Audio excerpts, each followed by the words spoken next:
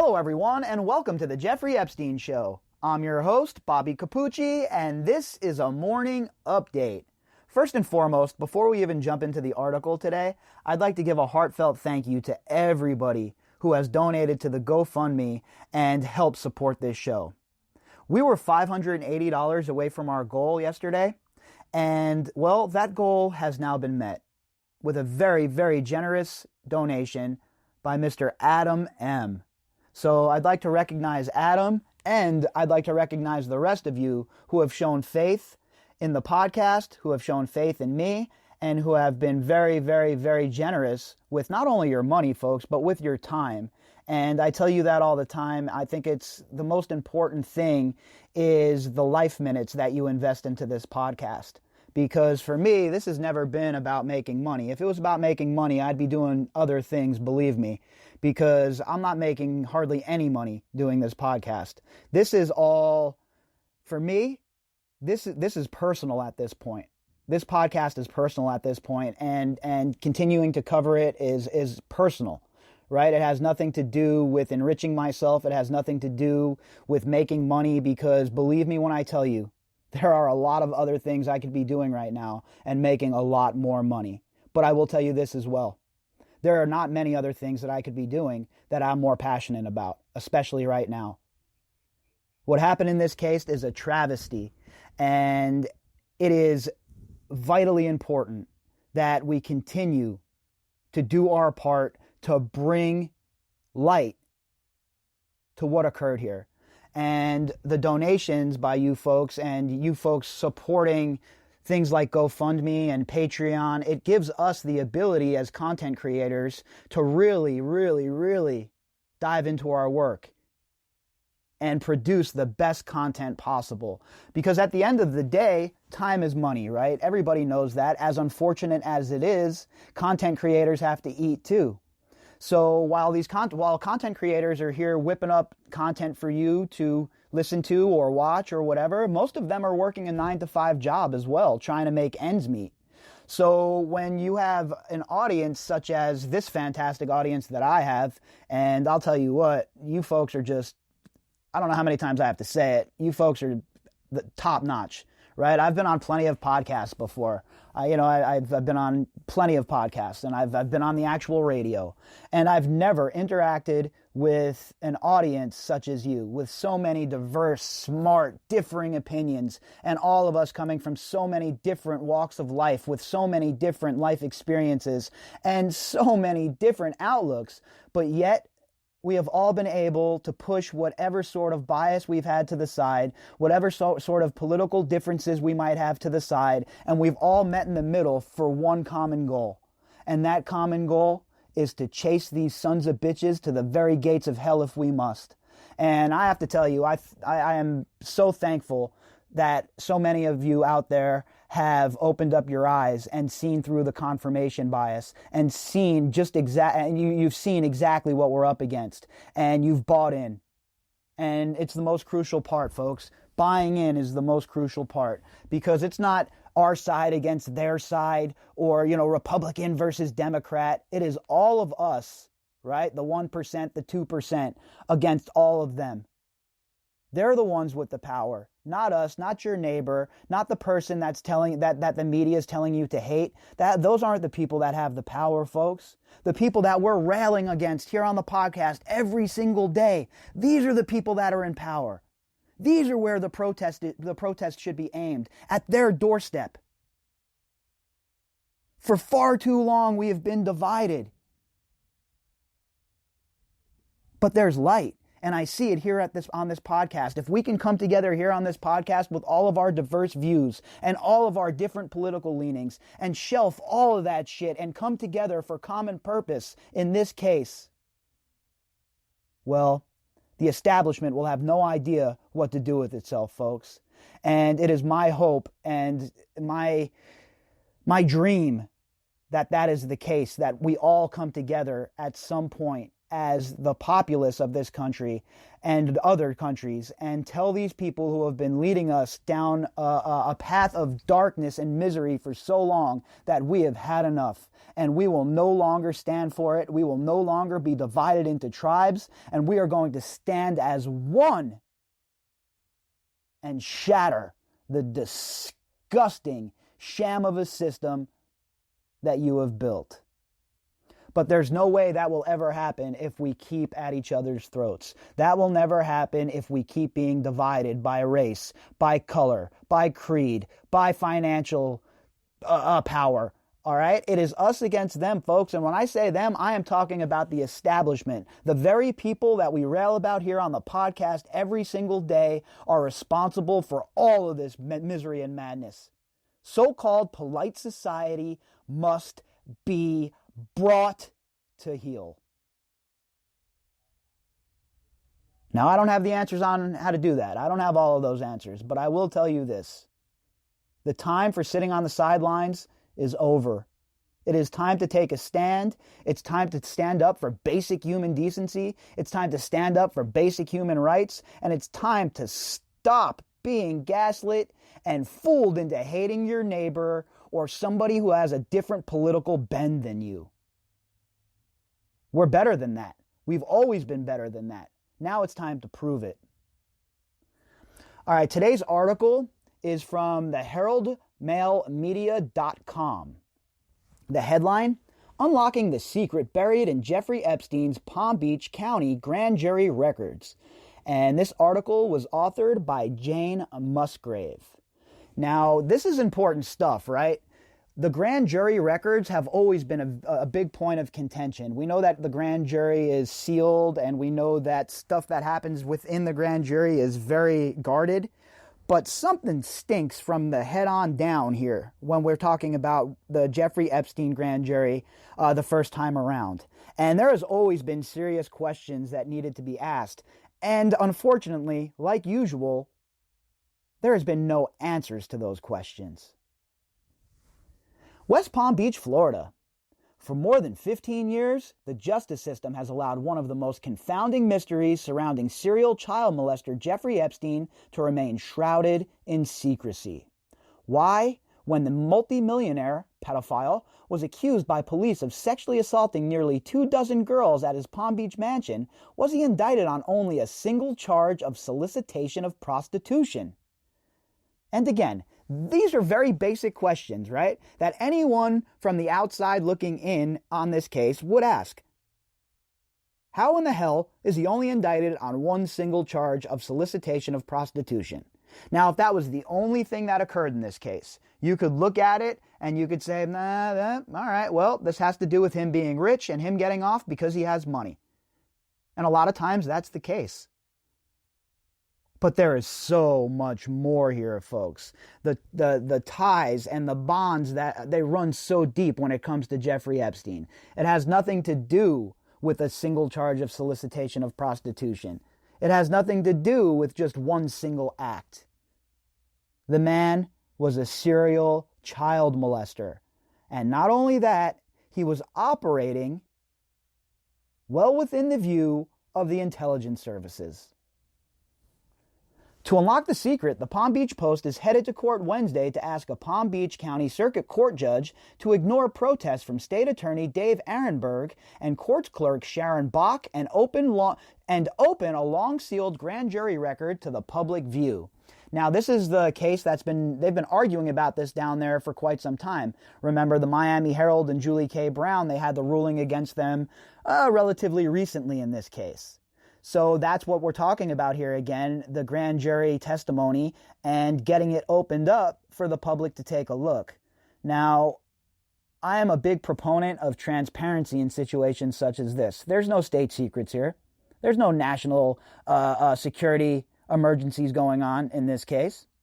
It's time to open the books. It's time to get transparent, and it's time for us to see what really occurred. The records would reveal why only one of Epstein's young accusers was called to testify, what the 14-year-old was asked, whether her credibility was attacked, and what other evidence was presented by then State Attorney Barry Krischer's top prosecutors. Well, we know their credibility was attacked. That was the MO. That's exactly what Dershowitz and the rest of his goon squad from Harvard did. They went after these young girls because of stupid-ass social media posts. Oh, these girls drink. Oh, these girls might have kissed a boy. Really? So, because they're being teenagers, that gives Jeffrey Epstein an excuse to abuse and molest them? I don't know what they teach you at Harvard, Mr. Dershowitz, but in the real world, that's the kind of shit that is looked down upon. Most importantly, it would help explain why grand jurors didn't, as police recommended, charge Epstein with multiple child molestation crimes and instead indicted him for solicitation of prostitution, ignoring that the victim who testified was under the age of 16 and therefore couldn't consent to having sex. And this has been a big sticking point for me for quite some time. How can anyone take a look at this and see this 16-year-old girl, 14-year-old girl, whatever the age is, there's plenty of them, of all ages. How can you say that these girls consented to have sex? Oh, they took his money. Yeah, no shit. What are they supposed to do? They're just kids. They have no idea. I've seen people call these young girls prostitutes, bro. And it is one of the most sickening lines of thought I've ever seen in my life. It is the absolute cesspool that Twitter is. I can't even begin to explain to you how much I dislike Twitter. That's why I'm not very active on there. That's why I'll post a couple of pictures every now and then about my adventures and when I update the show. But besides that, I don't get involved in long, protracted debates on Twitter. I don't have any friends. It's a means to an end for me. I use Twitter for what it was meant to be used for, to update the people who listen to this show about this show. I'm not getting caught up in any of the other BS on there or nonsense, or I don't have time for that. I'm a grown-ass man with, a real life to live as well. These people that sit on Twitter and waste their time on Twitter talking garbage and trying to make themselves the stories, and no time for it. Don't involve me in it. Keep me out of it. Pass. But I've seen so many people on that cesspool of Twitter lately talking about these girls like they were prostitutes, like they were there just to accept the money. We're talking about little girls here, boys and girls, 14, 15 years old, 16, and you're telling me they could be prostitutes? It's straight garbage. Anyone using that line of thinking, anybody talking like these girls were prostitutes, is an absolute ignoramus, in my opinion. The newspaper's quest is lofty, perhaps even quixotic. Few times in the nation's history have courts agreed to lift the curtain, exposing the inner workings of grand juries. Well, this is one of those times, in my opinion. If there was ever going to be a time for this to occur, now is the time. Look, the faith in the justice system and the Justice Department is at an all-time low. Just turn on your TV and look at any major American city and you'll see what I'm talking about. The people are pissed off. And that's because we cannot trust the people we have put in power. Time and time again, they shit on the American people. They don't follow the Constitution, and they act like uncontrolled wild people. And enough is enough. Chief Circuit Judge Krista Marks, oh, that's a nice name, Marks, huh? Emphasized just that when she rejected a similar request from a special prosecutor who was appointed by Governor Ron DeSantis to investigate whether Krischer and the sheriff's office bowed to pressure from Epstein's high-powered lawyers and gave him special treatment. Again, look, I'm not Inspector Clousteau over here, right? Not even Inspector Gadget. But it's quite obvious that special favors were asked for and special favors were received. There has never been a deal like this, maybe in the history of this country. Are you kidding me right now? An immunity deal for unnamed people involved? Yeah, that's common. Throughout its long history, secrecy has been an integral component of grand jury proceedings, Marks wrote in January, when she rejected Treasure Coast State Attorney Bruce Colton's attempt to get transcripts from the 2006 jury. But Marks left the door cracked. If Colton finds evidence that wrongdoing occurred in the grand jury room before he wraps up his year-long investigation in August, she said she might be willing to reconsider her decision and release at least some of the records. Oh, well, thank you, Miss Marks. Some of the records, huh? If there was government wrongdoing or any wrongdoing whatsoever, the whole entire thing should be blown open. Everything should be released, and oversight must be had. People that were involved in it, there has to be repercussions, right? People, how are these government officials and people in power? There's never any consequences to their actions. No matter what they do, no matter what they say, they just continue to skate by. Enough is enough with that shit. There needs to be consequences.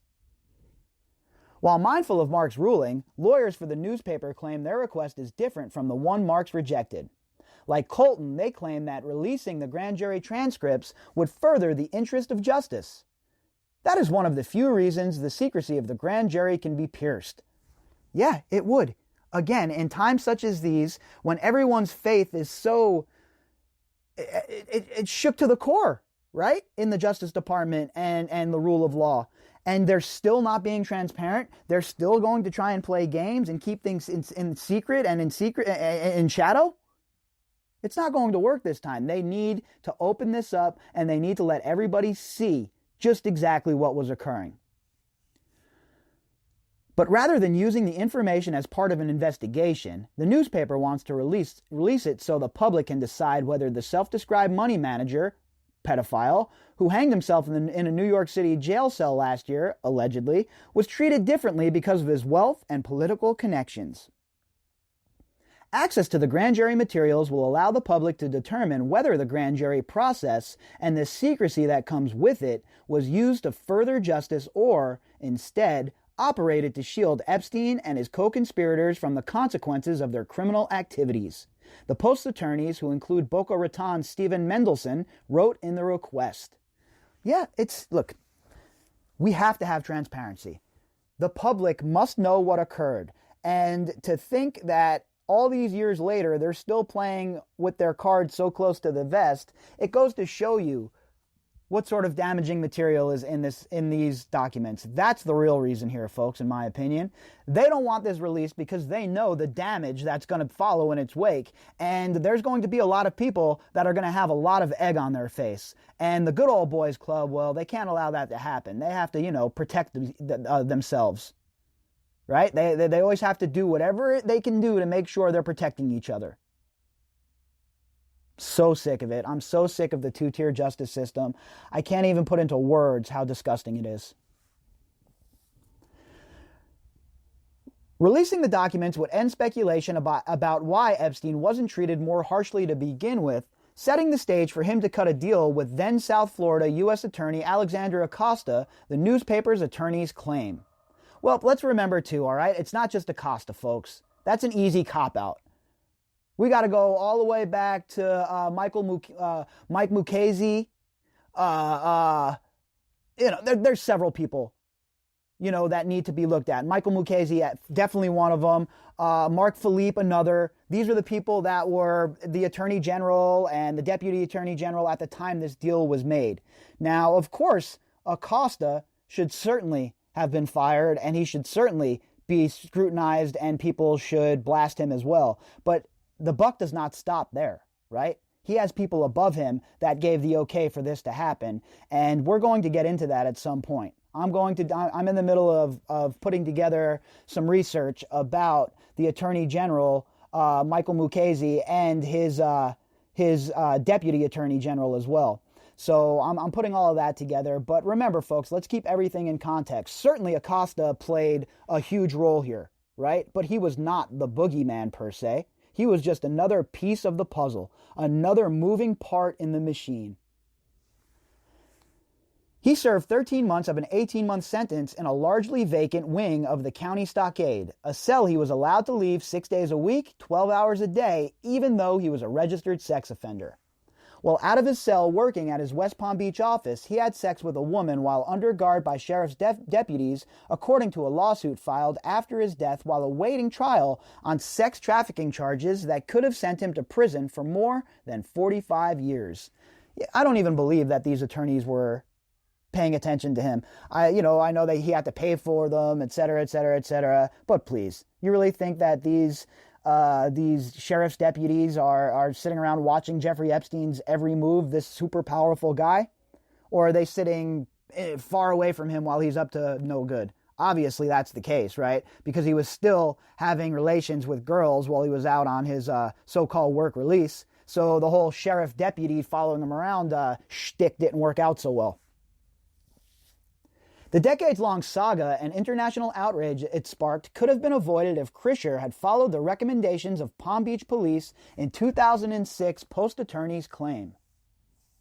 No reasonable explanation has been provided as to why the numerous other known victims were not presented as witnesses and crime victims to the grand jury convened in July 2006, they wrote. Nor has any reasonable explanation been provided as to why State Attorney Krischer, who was initially eager to investigate and prosecute Epstein for his crimes, over time lost the desire to do so. And that's a crucial question. He seemed pretty fired up when the case was first brought to him, didn't he? Yeah, this is closed and shut case. This guy's going to prison. Then all of a sudden his tune changed. Who got to him? Who talked to him? Who sat down with him and explained to him just exactly what sort of muck he was getting involved in? Because I have to tell you folks, these kind of guys like Krischer, they don't change their mind overnight about prosecutions. They live for prosecutions. This same man, Krischer, tried to railroad Rush Limbaugh over drugs. Now, like Rush Limbaugh or not, I don't care. That's neither here nor there. The fact of the matter is, justice needs to be served equally.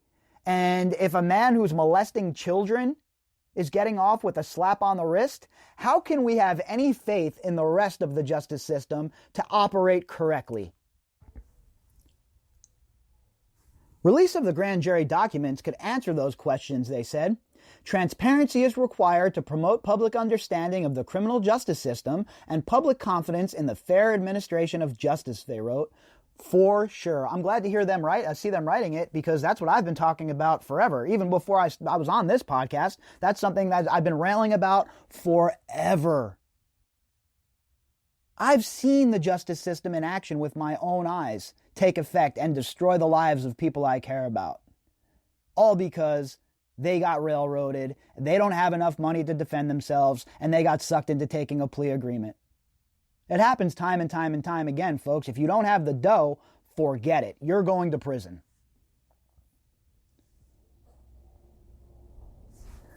That such a request even has to be made rankles defense attorneys. The secrecy of the grand jury, a procedure the nation's founding fathers imported from England, has long outlived its usefulness and should be abandoned, they said. I agree with that. Like they always say, you could get a ham sandwich indicted in front of a grand jury. So I am of the mind that the grand jury situation certainly must be looked at and probably done away with. It's archaic, and we do not need anything that we brought over with us from England. All respect to England and, and the English people and all, but this is America. All right? The American people don't need some grand jury process. We want full transparency. In fact, we demand it. While grand juries are required in federal court, even England and about half of the nation's 50 states no longer use them, according to the American Bar Association. Grand jury secrecy rules are outdated, said defense attorney Richard Lubin. It's just one of those traditions. It's, that's the way we've always done it kind of thing. That doesn't sit well with me. I don't care. Maybe we've always done it wrong. We have to be able to have some self-reflection, right? Look in the mirror and say, all right, well, this worked, this didn't work. We have to adjust things. But instead, we're so caught up in these boxes of about who we're supposed to be politically or what we're supposed to think, or it's such bullshit. It's such a shell game, and I'm so tired of it. In the century since the system was adopted, it has been transformed from a means to ferret out the truth and instead become a tool prosecutors can use to escape public criticism for unpopular charging decisions made in high-profile cases or to hide information from the defense, attorneys say. That's exactly what it is. That's all it is. Another way for the federal government to have a loophole to make it harder for you to defend yourself. They love to do that kind of stuff, folks, especially in federal court. Do you think that the prosecution rate and is what it is for no reason?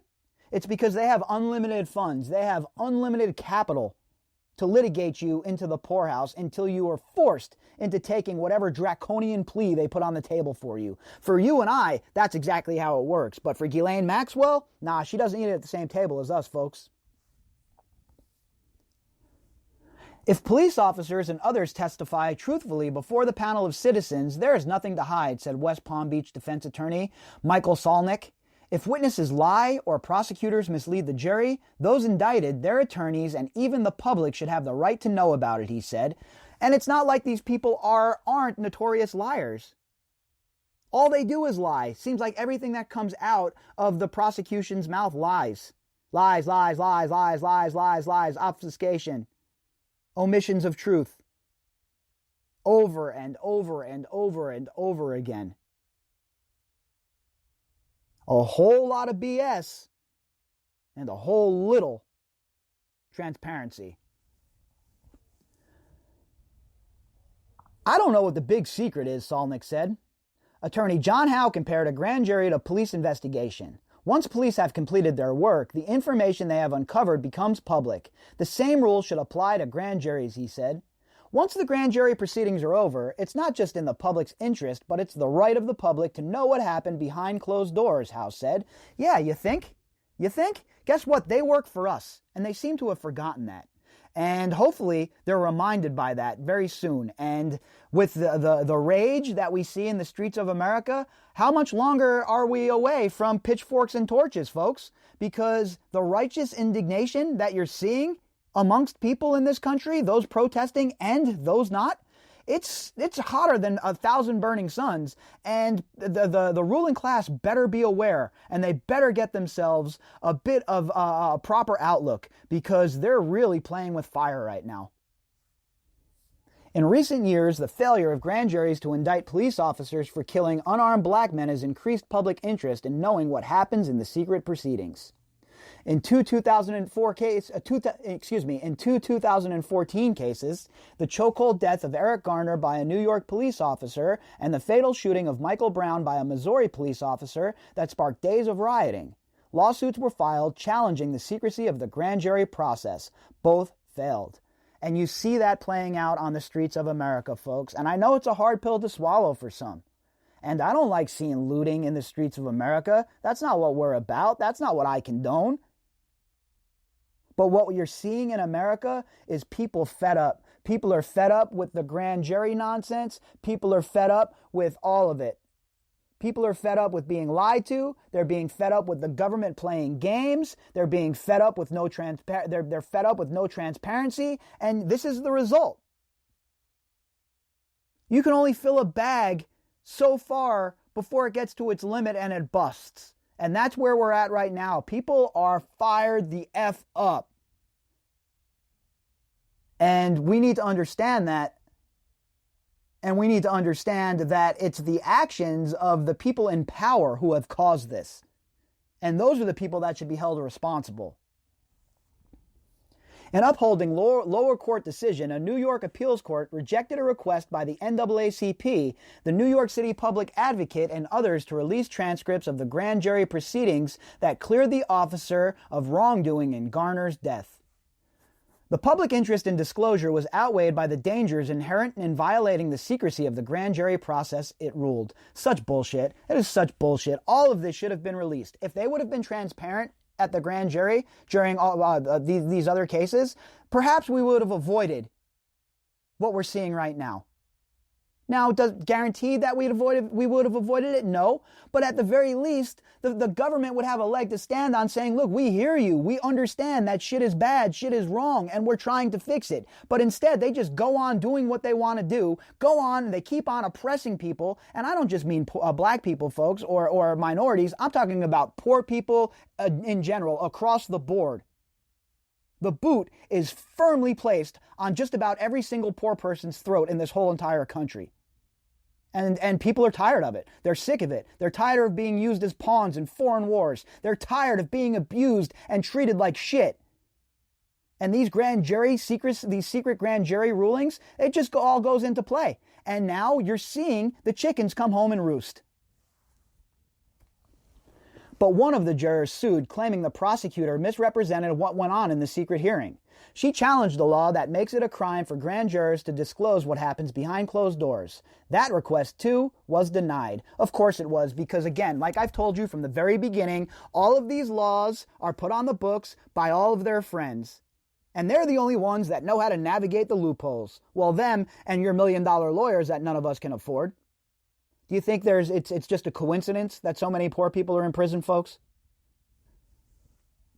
Affording a grand juror unrestrained ability to disclose her interpretation of what happened in the proceedings completely destroys the idea of secrecy, which is crucial to the proper functioning of the grand jury process, a Missouri appeals court wrote. I'm so tired of these courts, all of it. The whole system needs to be revamped from bottom down, and these judges that sit on the bench and they rule like dictators from the pew, I'm tired of that as well. I want a full inquiry into all of these people. But Lubin said such lofty sentiments ignore that some grand jury testimony in federal cases is required to be released to defense attorneys. Further, it ignores that such protections aren't in place everywhere in the country. So, what is secrecy more important in Florida than in New Mexico or wherever, he asked? He acknowledged that provisions should be put in place that would prevent the release of some information, such as the name of sex abuse victims, or to protect national security. But most grand jury material isn't dangerous, mysterious, or inflammatory, he said. It's pretty run-of-the-mill stuff. Of course, you redact names out of it if you're going to release it. No abuse survivor should have their name just put out. That's not what I'm calling for here, or anyone's calling for. Transparency in the process, folks. The process must be transparent for the American people to have faith in it. Pretty simple stuff, right? As a defense attorney, Darren Shull said he understands Lubin's concerns, but as a former prosecutor, he said he realizes the danger of allowing the release of grand jury transcripts. Having it open to anybody to view would certainly have a chilling effect, he said. It's a good idea to keep the process uninhibited and to keep law enforcement, prosecutors, witnesses, and jurors free from harassment. Well, I got news for you, okay? Law enforcement and prosecutors free from harassment? What does that even mean? All right, nobody's harassing the cops. Nobody's harassing the prosecutors. Okay, nobody's that stupid. And if you're talking about cases such as the Mafia or El Chapo or shit like that, well, then have provisions put into place for special circumstances. What is this, your first rodeo over there at the Justice Department? Bill Barr? To attorneys representing Arenberg and Bach, the issue is much more clear-cut. The law gives the newspaper no right to publish transcripts of grand jury proceedings, and its claims of furthering justice are flimsy at best. Critics of the grand jury system say it leans too far in the favor of the prosecution. With no legal training, grand jurors are easily swayed to do prosecutors' bidding, they say. A prosecutor could indict a ham sandwich, they say. I just referred to that earlier because that's the saying. All of my lawyer friends say that all the time. Every lawyer friend that I have, and there's multiple, say that all of the time. Bobby, you would not believe how easy it is to get an indictment at a grand jury hearing. So this isn't just shit that you hear, from random people talking. These are good friends of mine that I've grown up with, basically, telling me this shit. Shull scoffs at the well-worn attack on the grand jury system. That's an awful good prosecutor, he said with a laugh. Of course he did. They don't want to cede one bit of power, folks. Do you understand what's going on here? I know you do. You folks, if anyone, can read between the lines to what's going on here. It's all about power. They refuse to cede the power back to the public. The second they take it, they hold on to it for dear life, consolidate it, and they will not ever cede it back. They're all basically Emperor Palpatine from Star Wars. Ham sandwich aside, the Post attorney said there should be exceptions that allow the release of grand jury materials. Like Lubin, they said, the name of Epstein's survivors and other sensitive materials should be redacted. But few details about Epstein's exploits are unknown. Since his death, dozens of women have talked publicly about the abuse they suffered. Hundreds of newspaper and magazine stories have been published and scores of television news programs have been broadcast. A multi-part Netflix series is being aired. You notice they don't talk about the work of the independent content creators or the independent journalists. Those are the people who really blew this story up. And I'm not just talking about me, folks. I'm talking about people with way bigger platforms. Whitney Webb and Sean Atwood, people like that. Those are the people who have been in the trenches blowing this shit up for years and years and years. And we have to give them a nod. And the media should be giving them a nod too and should be thanking them for their hard work. But instead, they'll continue to call independent content creators conspiracy theorists, etc., because they know the threat that independent content creators pose to them and to their outdated dinosaur-style outlets. Still, they say, troubling questions remain that can only be answered by the release of the grand jury transcripts. So much more than that, but there is a lot in there, and it's very important to get to those. But there are a lot more questions that remain that do not even involve those transcripts.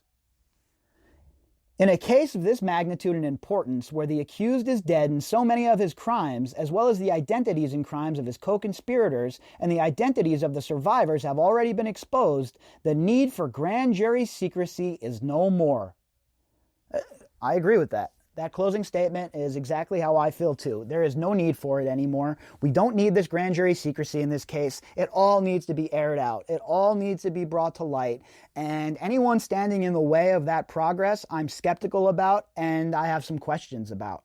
Because there is no one has brought an argument to me that I have seen that would lead me to believe that there is even a leg to stand on for the prosecution here. I need evidence for me to be swayed to your way of thinking, right? My mind is completely open, especially in this case, and I am ready to go wherever the evidence leads me. But I'm not going to be fed some sort of narrative by the people involved in actually protecting Jeffrey Epstein for so long. I'm not going to be fed a narrative by them and just force feed it down and eat it. There is zero chance that's going to occur. There are a ton of questions left to be answered here. There are a ton of people that need to answer them. And there are also a lot of threads that have yet to be pulled. We're going to continue our investigation here on the Jeffrey Epstein Show, and we'll be here every day with at least one episode doing just that, until we get to a place where this case can be considered closed, or where we get to a place where there are prosecutions and the girls are, getting the justice that they deserve. When that day comes, that'll be the end of the Jeffrey Epstein Show.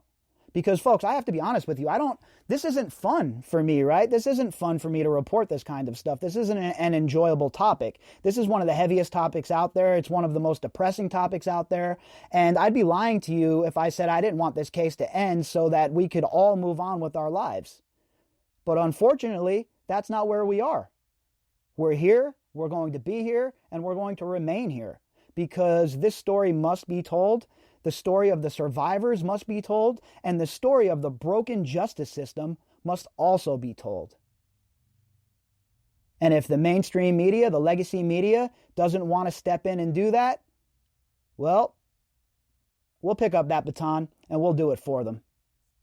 If you'd like to contact me, you can do that at bobbycapucci@protonmail.com. That's BOBBYCAPUCCI@protonmail.com. You can also find me on Twitter at BOBBY_CAPUCCI.